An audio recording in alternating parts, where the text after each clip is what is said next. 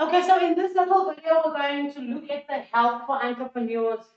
And the first one is government, and government has set up the Department of Trade and Industry. And the Department of Trade and Industry now has a list of organizations that can assist entrepreneurs in their specific field of business that they would like to start.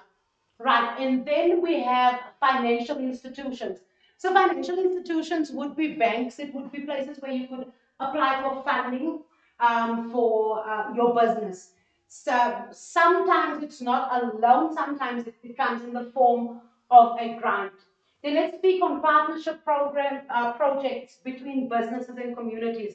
So what is happening now in the current structure of South Africa is when a big company wants to come and do business in a township or some kind of development, they are required to partner with the communities or the contractors in the community who don't yet have the kind of clout that they have. So big business would partner with smaller businesses and communities in some instances where there is then a transference of skills, but then the entrepreneurs also know of this. Then we have non-governmental organizations. So this is simply just organizations that does not run under the oracle of a government, but also assists entrepreneurs with whatever their needs are for starting their business.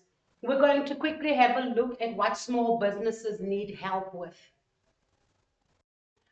So, what small businesses need help with is how to write a business plan.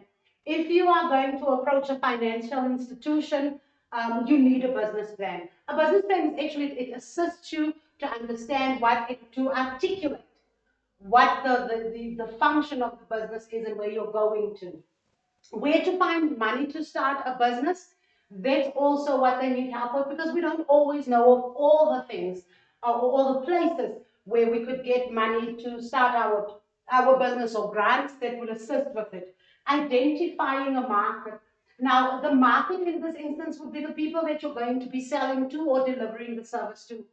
So they help you identify a market. If you're going to be printing children's T-shirts or you're participating in a children's clothing line, then of course there's a specific market. If you are just targeting women's clothing or you're targeting men's clothing or you're doing shoes or bedding or curtains, there's a specific market for your business. Then also training staff, right? So now you have your business has grown a little bit and you have workers that need to come into the business and they need to be trained. Let's look at the food and beverage industry where you now need certification to own such a business. So staff need to be trained in particular things. If you're running a butchery, then they need to know how to cut the meat. It's not everybody who can work with the meat. So these are things that the staff would need training in. If someone is coming in as an administrator, in order for them to keep up with what's current in the financial world, some training might be required there. And how to tender for a contract. So tendering for a contract is extremely important, especially if you're trying to crack into government business or there's big companies that's looking for subcontractors. And then this is also one of the things that small business would need help with. So that in a nutshell is help entrepreneurs and what small businesses need.